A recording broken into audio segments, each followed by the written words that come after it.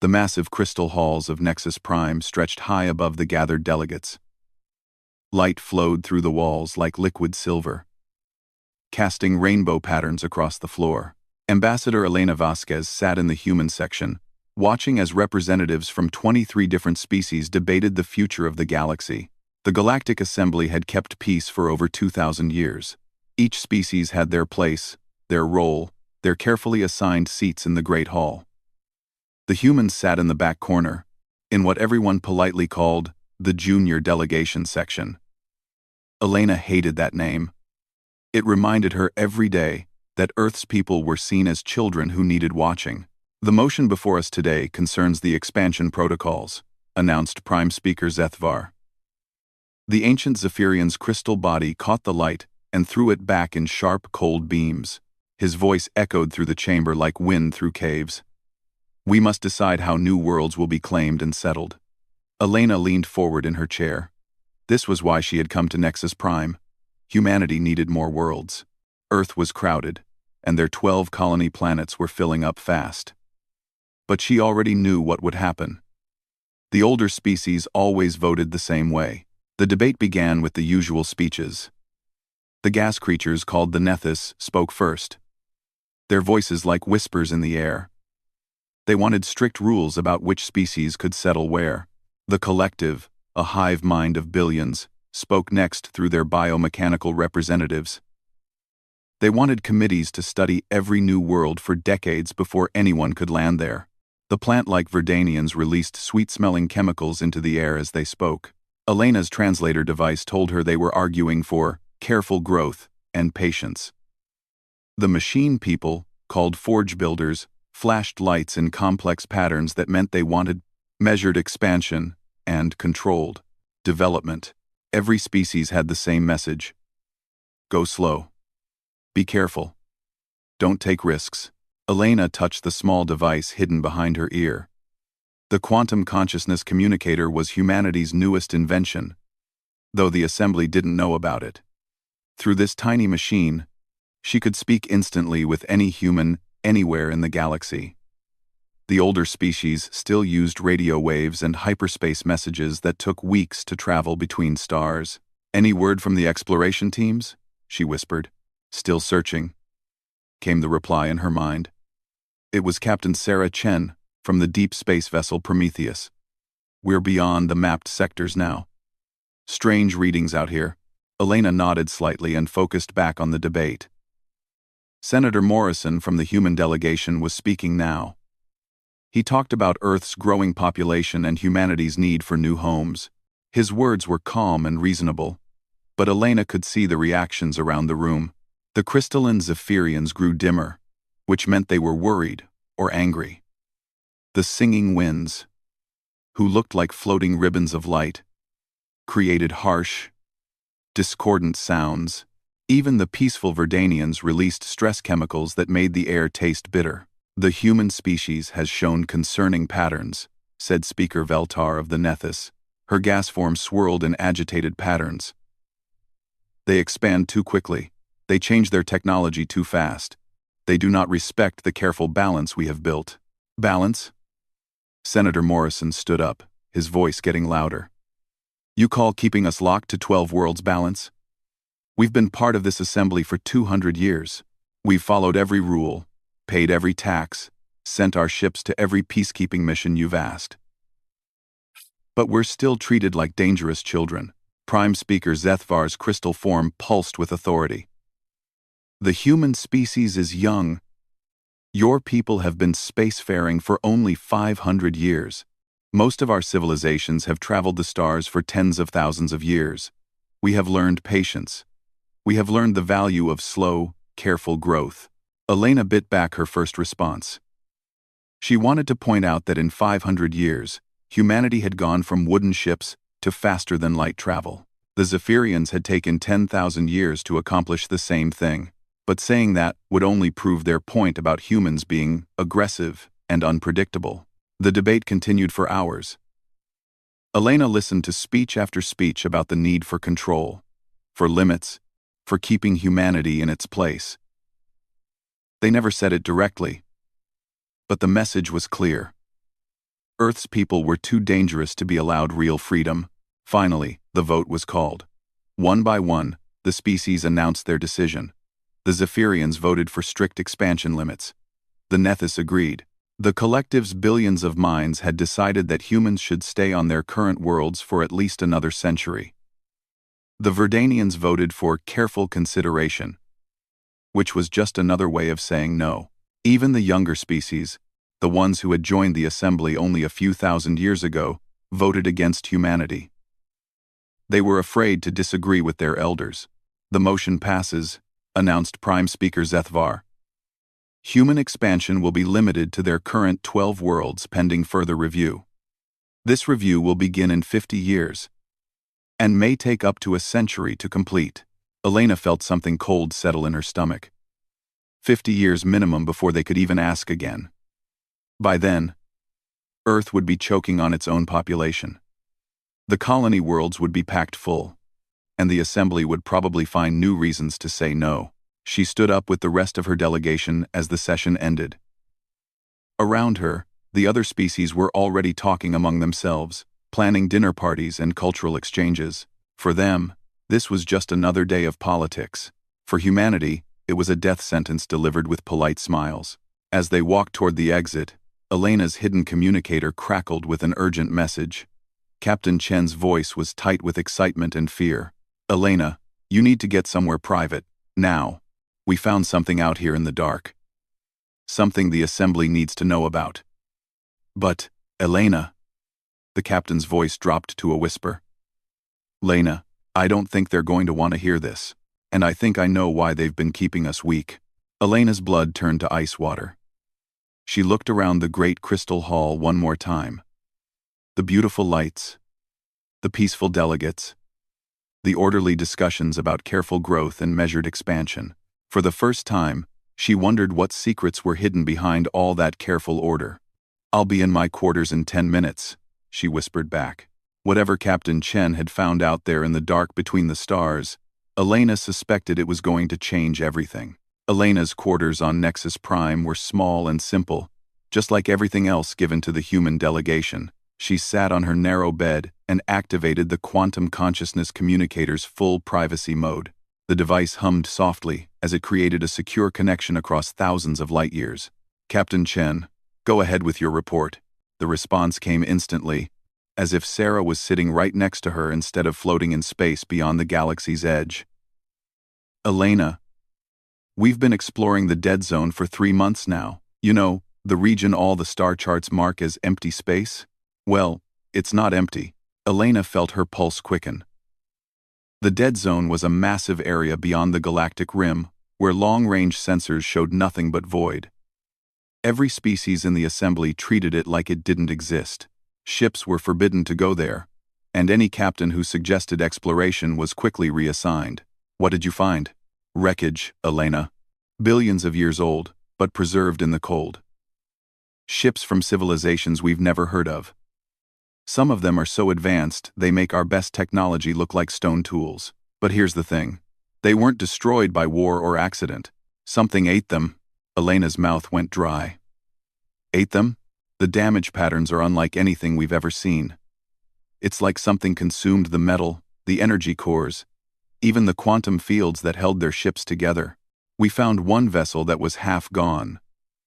Literally half the ship had been dissolved at the molecular level, while the other half was perfectly intact." The captain's voice carried a note of fear that Elena had never heard before.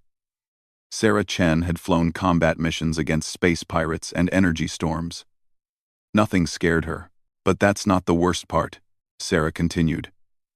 "We found one ship with intact data cores. The crew was still alive when whatever this was attacked them. They had time to record what happened." Elena waited, dreading what came next. "They called them devourers. Beings made of pure entropy that feed on ordered matter and energy. They don't just kill civilizations, Elena. They unmake them. They turn matter back into random particles and quantum foam. According to these records, they swept through this part of space 3 billion years ago and consumed everything." 3 billion years, Elena repeated. "That's long before any of the current species evolved." "That's what I thought too. But Elena, we kept searching. We found newer wreckage, ships that are only a few million years old. And then we found something that made my blood freeze. The connection stayed quiet for a long moment. Finally, Sarah spoke again. Her voice barely a whisper. We found Zephyrian ships, Elena, ancient ones, but definitely Zephyrian design. And Nethys energy pods. And what looked like early collective biovessels. They were all running from something. Their data cores were badly damaged. But we managed to recover fragments of their logs. Elena stood up, pacing the small room. The older species fought the Devourers. About 2.5 million years ago, these things came back. The war lasted for centuries. Entire star systems were consumed. Billions died. And Elena? They barely won. They didn't defeat the Devourers. They just managed to make them go dormant and retreat to the deep void between galaxies. Dormant, Elena repeated. Not dead. No, Elena, not dead. And according to the quantum decay patterns we've detected, they're waking up again. Elena felt the room spin around her. Everything suddenly made terrible sense. The Assembly's obsession with careful expansion, their fear of aggressive species, the way they kept humanity confined to a small corner of the galaxy. They've been preparing for this, she said. The whole Assembly structure, the careful balance, the restrictions on dangerous technologies. They're getting ready for war. There's more, Elena. We've been monitoring quantum disturbances at the Galactic Rim. Something big is moving out there. Really big. And it's heading toward inhabited space. Elena closed her eyes, trying to process everything. How long do we have? Based on the movement patterns, maybe 5 years before they reach the outer colonies. 10 before they get to the core systems. 10 years. Elena thought about the vote today, about the careful restrictions placed on human expansion, about the way the older species always talked about humanity's aggressive nature and unpredictable development, like they were diseases that needed curing. Sarah, I need you to keep monitoring and send me everything you've found. Full documentation. And Sarah, be careful out there. Already am. Elena, there's one more thing. Some of the ancient records mention something called chaos fighters. Species that could battle the Devourers effectively because they thought differently than ordered civilizations. The descriptions match human behavior patterns almost exactly. After the connection ended, Elena sat in silence for a long time. Then she did something that broke assembly protocol completely. She contacted Prime Speaker Zethvar directly and requested an immediate private meeting. An hour later, she found herself in Zethvar's personal chambers. The ancient Zephyrian's crystal form was darker than usual, and she could see stress fractures running through his body like frozen lightning. You have broken many rules today, Ambassador Vasquez, contacting me directly, demanding an audience, using unauthorized communication technology. We know about the Devourers, Elena said quietly. The crystal being went completely dark for several seconds. When light returned to him, it was dim and flickering. How? We've been exploring beyond the Galactic Rim. We found the wreckage. We found the records. We know what's coming. Zethvar was silent for a long moment. Then his form brightened slowly, taking on a shade Elena had never seen before. She realized with shock that it was the color of grief. We have carried this burden for 2 million years, he said. Every species in the assembly knows the truth once they reach a certain level of development. The Devourers are why we exist, not for trade or culture or peace, though those are pleasant benefits. We exist to be ready for their return. Why? And humanity? Your species terrifies us, Elena. Not because you are evil, but because you are necessary. When the Devourers return, logic will fail. Careful planning will fail. Measured responses will fail. Only chaos. Only unpredictability. Only the willingness to sacrifice everything for impossible odds will work. 8. Elena felt anger building in her chest. So you decided to keep us as pets. A weapon you could use when you needed us. We decided to keep you safe, Zethvar corrected. To let you grow strong in a protected environment. to make sure you would be ready when the time came. Without losing your essential nature to our careful ways. You should have told us the truth. Would your people have agreed to remain limited if they knew? Or would they have demanded to fight immediately, before they were ready? Elena didn't answer because they both knew the response. Humans would have wanted to face the threat right away, with whatever ships and weapons they had. The vote today, she said instead, keeping us restricted to 12 worlds. 12 worlds was always temporary. In 5 years, when our deep sensors confirm what your Captain Chen has found, the restrictions will be lifted. Humanity will be given fleets, weapons, and the freedom to prepare as you see fit. 5 years might be too late. Zethvar's crystal form pulsed with something that might have been regret. Perhaps you are right. Perhaps we have been too careful for too long. Elena stood to leave, then turned back at the door. You've spent so much time preparing us to be your weapon that you forgot something important. What is that? Weapons work best when they choose their own targets.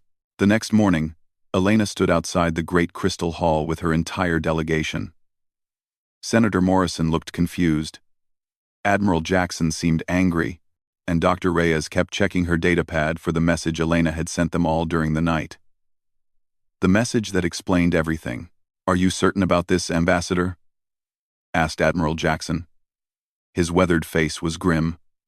Once we do this, there's no going back. There was never any going back, Admiral. We just didn't know it yet. Elena looked at each member of her team. These were Earth's best and brightest, sent to represent humanity among the stars. They had spent years learning assembly protocols, studying alien cultures, trying to fit in with civilizations that were older than human history. Now, they were about to throw it all away. Remember, she said quietly. We walk together. We speak with one voice. And we leave with our dignity intact. The great hall was already filling with delegates when the human team entered. Elena noticed that more species were present than usual.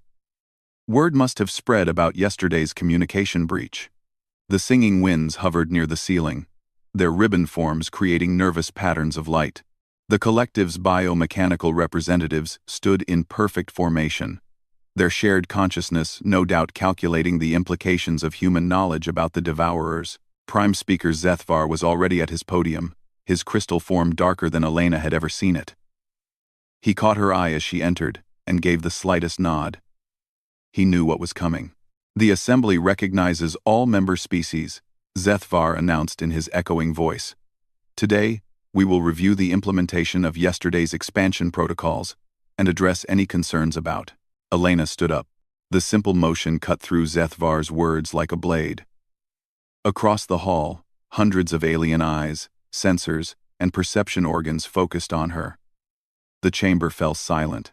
Instead of walking to the speaker's podium as protocol demanded, Elena stepped into the central space of the hall. Behind her, one by one, the rest of the human delegation stood as well. Senator Morrison, Admiral Jackson, Dr. Reyes, General Walker, Engineer Kim, and 12 others. They formed a line facing the assembled representatives of galactic civilization. Honored representatives of the Galactic Assembly, Elena said, her voice carrying clearly through the hall's perfect acoustics. I speak for all humanity when I say that Earth and her colonies formally withdraw from this assembly, effective immediately. The reaction was instant and overwhelming. The singing winds created a sound like a hurricane trapped in a bottle. The gas-form Nethys swirled in panic, their speakers crackling with overlapping voices. The plant-like Verdanians released chemicals so strong that the air recycling systems kicked into overdrive. Even the normally calm collective representatives broke formation, their shared mind apparently struggling to process what it had just heard.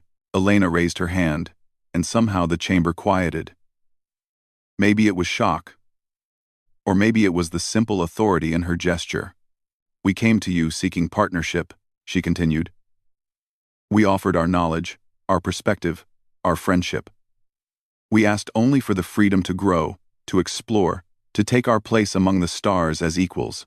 She paused, looking around the great hall at species that had ruled the galaxy when Earth's sun was still forming. Instead, We found deception. We found fear disguised as wisdom. We found a cage built from good intentions and lined with lies. Prime Speaker Zethvar rose from his seat. Ambassador Vasquez, you do not understand the full situation. There are threats you cannot comprehend. Dangers that require careful preparation. Elena activated her portable holographic projector.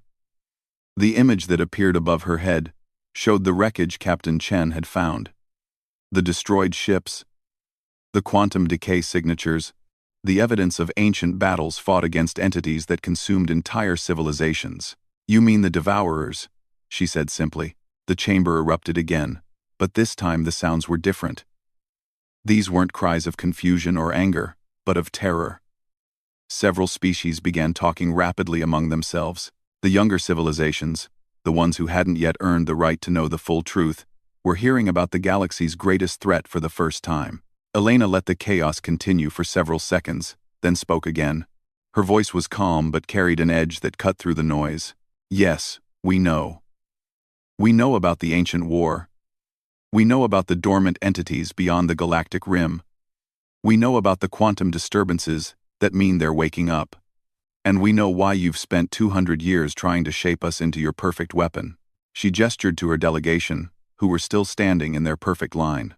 You wanted us to be strong but controllable, innovative but obedient, ready to die for you, but not ready to think for ourselves.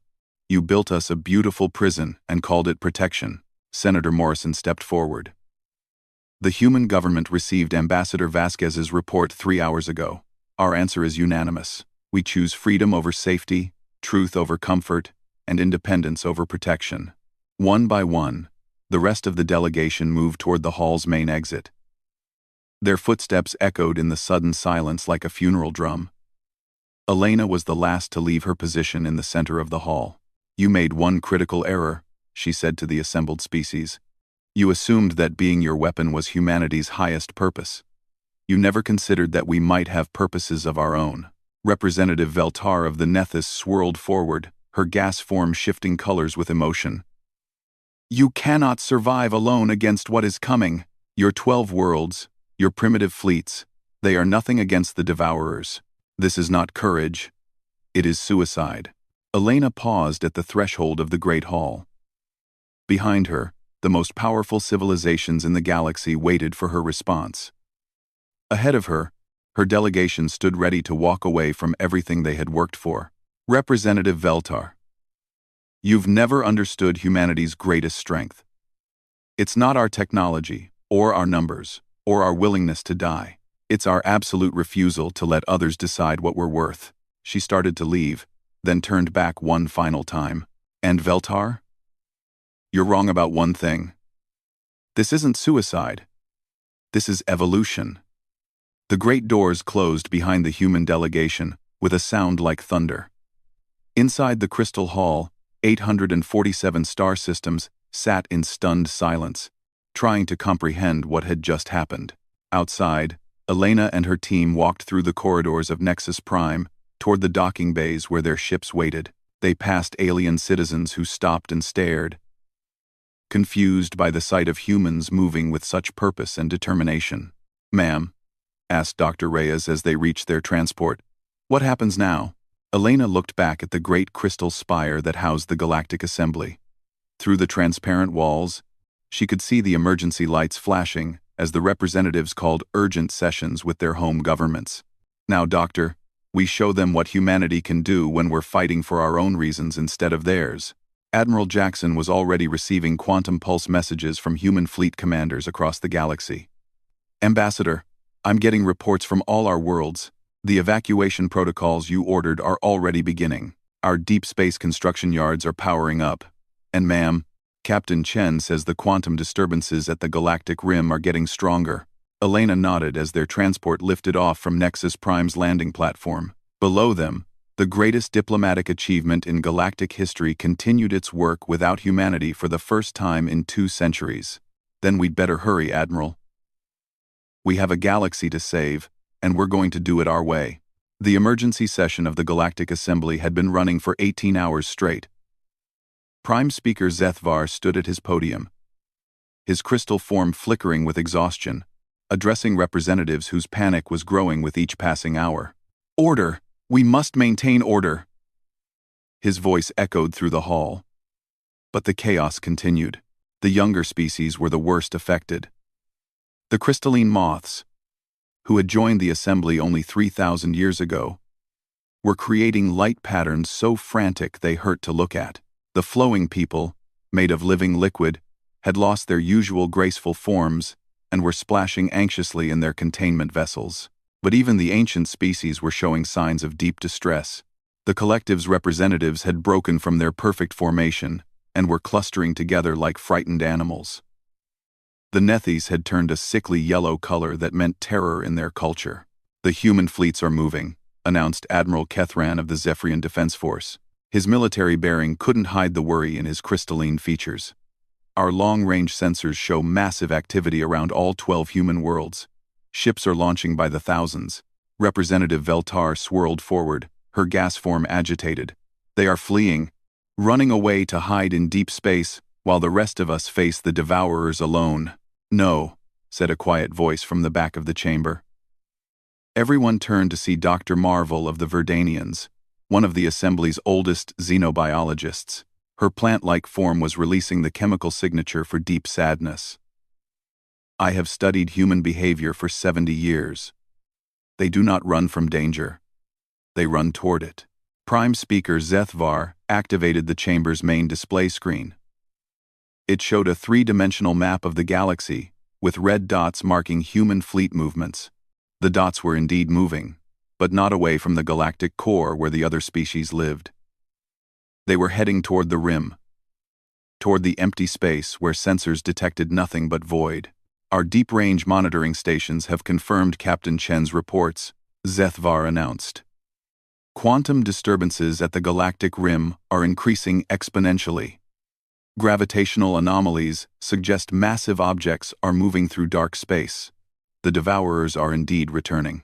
The chamber fell silent except for the chemical hissing of terrified Verdanians and the electrical crackling of panicked forge builders. "How long?"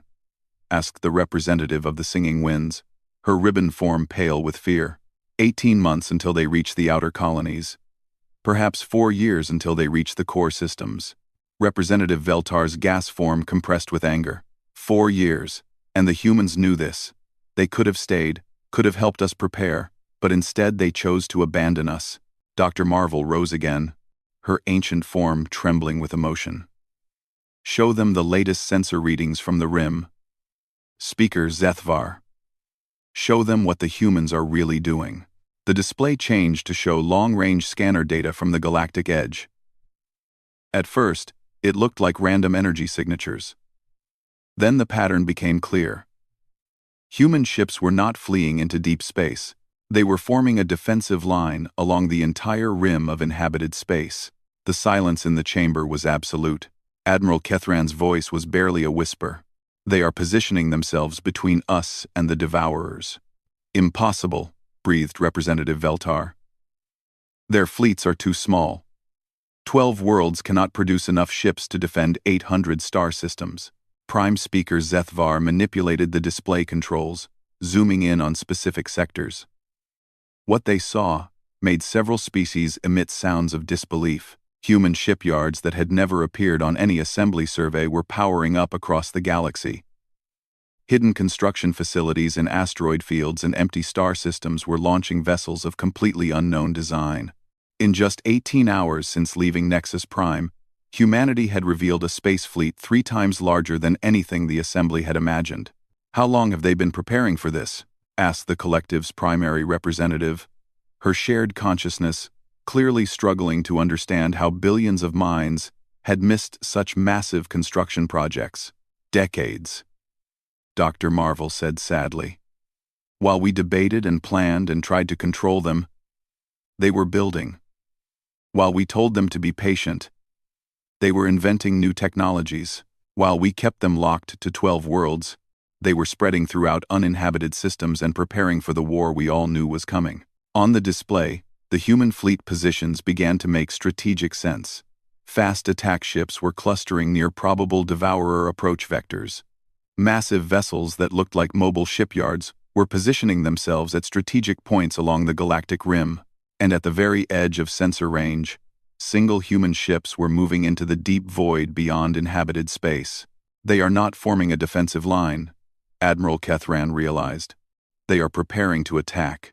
The chamber erupted again, but this time the sounds were different. Fear was mixing with something else. A desperate hope that maybe, just maybe, the humans had found a way to fight an enemy that had terrorized the galaxy for millions of years. Speaker Zethvar called Representative Yindar of the machine people known as Forge Builders. What are our strategic options without human support? The ancient Zephyrian's form dimmed as he processed the question. Computer analysis indicates a 3% probability of successful defense using conventional assembly forces and strategies. 3%. The number hung in the air like a death sentence. And with human support? Asked the collective representative. Unknown. Human tactical patterns do not fit any logical analysis model. Their strategies appear random until the moment they succeed. Dr. Marvel moved to the center of the hall, her elderly form moving slowly but with determination. I request permission to address the assembly. Zethvar nodded. I have spent my life studying the species that make up our great community, she began. Each of you has strengths that have contributed to our civilization. The Zephyrians gave us crystalline technology and long-term thinking. The Nethys mastered energy manipulation. The collective showed us the power of unified consciousness. We each brought gifts that made us stronger together. She paused, her plant form trembling with age and emotion. But humans brought us something we had forgotten how to value. They brought us the willingness to do impossible things for impossible reasons.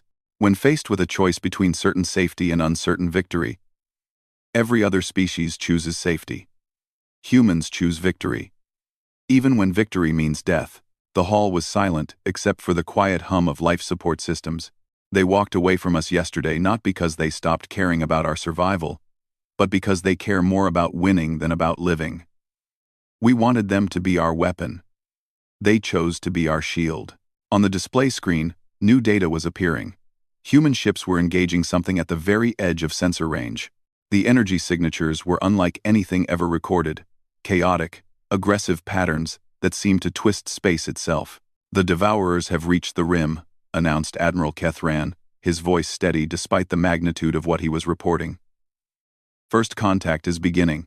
For the next 6 hours, the assembly watched in horror and amazement as humanity fought its first battle against entities that had destroyed civilizations when the galaxy was young. The human ships were tiny compared to the massive energy forms of the Devourers, but they moved with a speed and unpredictability that seemed to confuse their ancient enemies. Ships would appear from nowhere, strike with weapons that bent the rules of physics, then vanish before retaliation could reach them. Human crews rammed their vessels into devourer-feeding tentacles, singing songs from their homeworld as they died. Entire squadrons would sacrifice themselves to save a single damaged colony ship fleeing from an outer world. By the end of the 6 hours, the impossible had happened. The Devourer advance force had been stopped.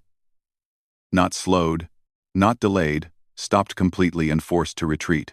The cost had been enormous. Preliminary reports suggested that humanity had lost over 4,000 ships and nearly 1 million crew members. But they had won.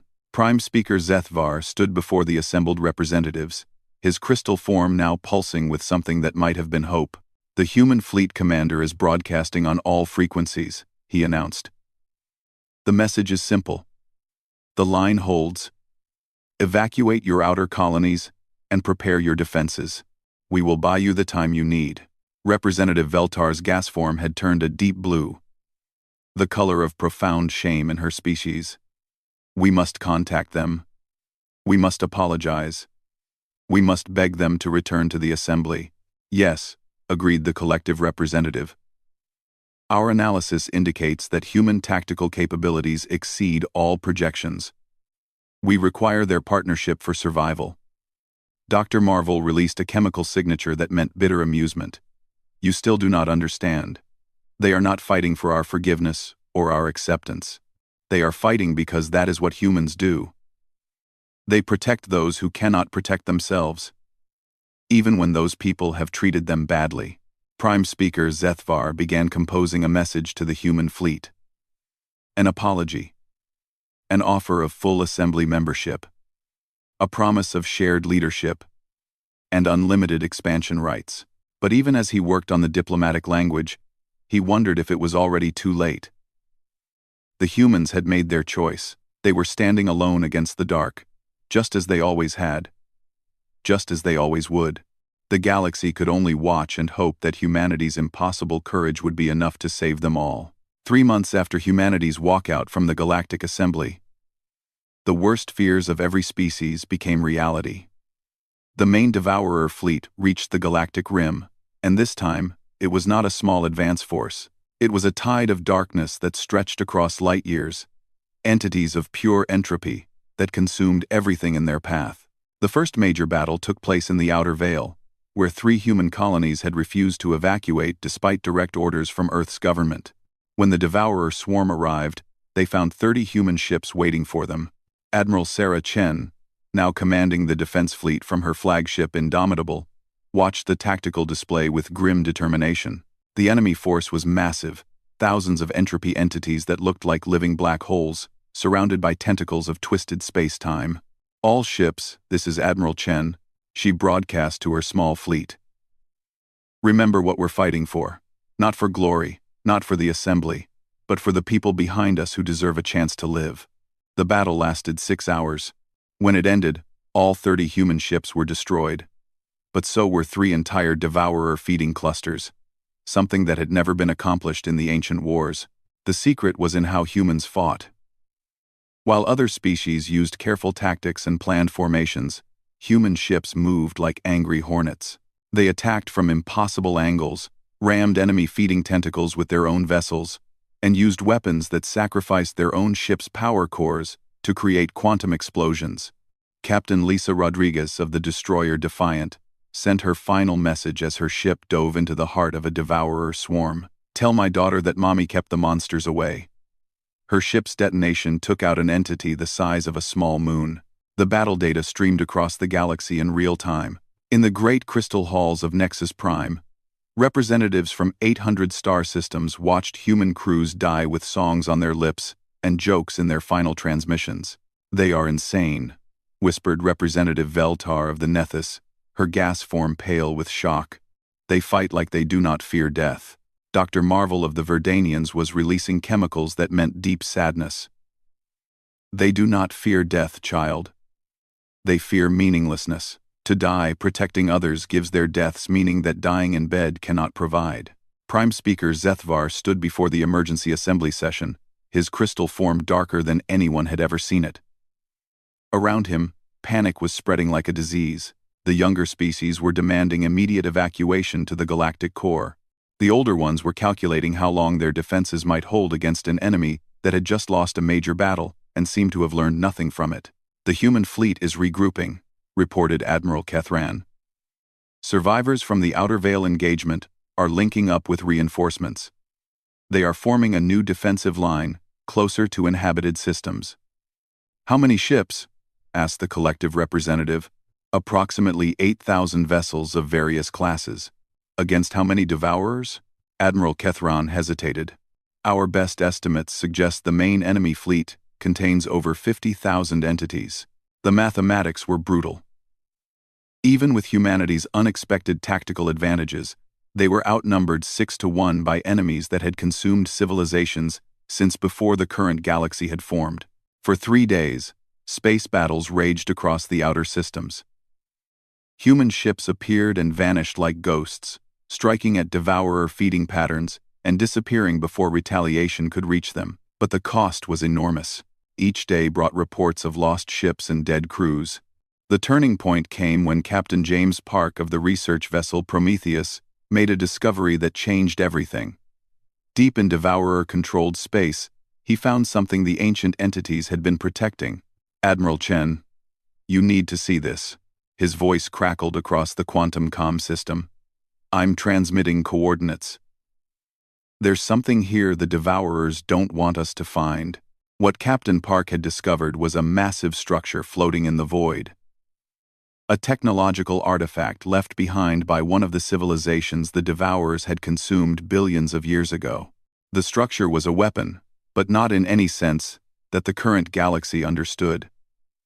It was designed to impose order on chaos, to force entropy back into structured matter and energy.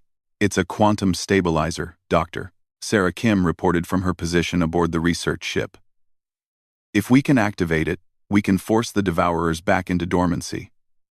Maybe permanently this time, but activating the weapon required someone to link directly with its control systems. The process would burn out any organic brain in seconds and destroy most artificial intelligences instantly." Admiral Chen volunteered immediately. So did every other human ship captain in the fleet. The final battle was unlike anything in recorded history. While the main human fleet kept the Devourers distracted, a single ship, Captain Park's Prometheus, made a desperate run toward the ancient weapon. The ship was hit dozens of times, its hull burning and its systems failing, but it reached the artifact. Captain Park's final transmission was heard across the galaxy. For Earth, for the colonies, and for everyone who ever looked up at the stars and dreamed of something better. The quantum stabilizer activated with a pulse of pure order that swept across light years in seconds. Devourer entities froze in mid-attack as their chaotic nature was forcibly restructured. One by one, the ancient enemies of all life collapsed into dormant energy patterns and drifted away into the deep void. The war was over. Humanity had won, but the cost had been terrible. Of the 8,000 human ships that had formed the defense line, fewer than 2,000 survived. Nearly 3 million people had died in 3 months of fighting. In the aftermath, as rescue ships searched for survivors and the galaxy tried to comprehend what had happened, Prime Speaker Zethvar sent a message to the human fleet. It was broadcast on all frequencies and translated into every human language.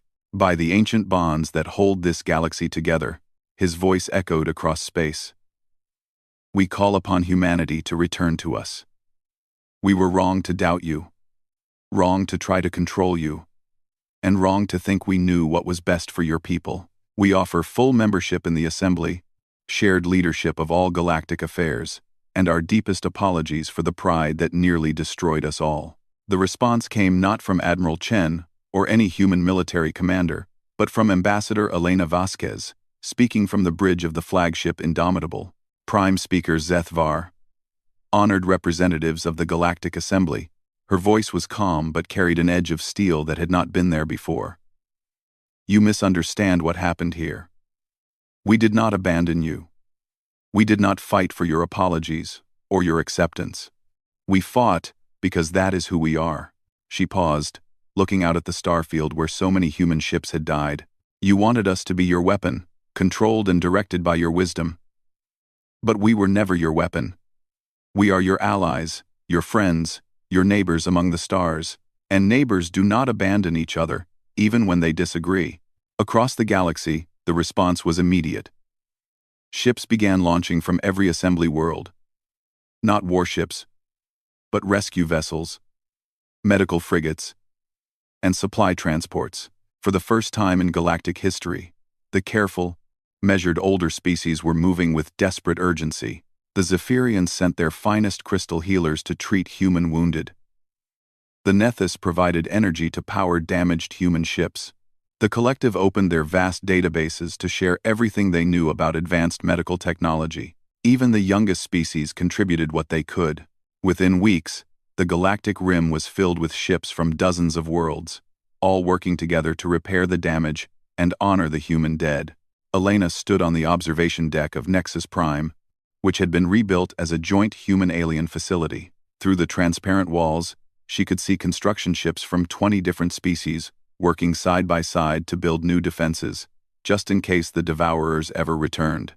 Prime Speaker Zethvar approached, his crystal form now pulsing with colors she had never seen before. "Ambassador Vasquez, there is something I must ask. How did your people know? How did you understand what we took millions of years to learn?" Elena smiled, thinking of Captain Park and Admiral Rodriguez and all the others who had given their lives for people who had never trusted them. "We didn't know, Zethvar. We just decided that some things are worth dying for, even when you don't know if dying will actually help. She looked out at the mixed fleet patrolling the galactic rim, human ships flying alongside Zephyrian cruisers, collective bio-vessels working with Nethys energy pods, all united in protecting the galaxy they shared. Besides, she added, we never left you. We just stopped pretending you knew what was best for us. The galaxy stretched out before them, vast and peaceful and protected. In the deep void beyond the rim, quantum sensors detected nothing but empty space. The Devourers slept again, and this time, the galaxy was ready if they ever woke up. Humanity had taken its place among the stars, not as a weapon to be controlled, but as the species that would always stand against the dark, no matter the cost, no matter the odds, no matter who stood beside them or who stood alone. The galaxy had learned what it meant to have humans as neighbors, and for the first time in millions of years, they were not afraid.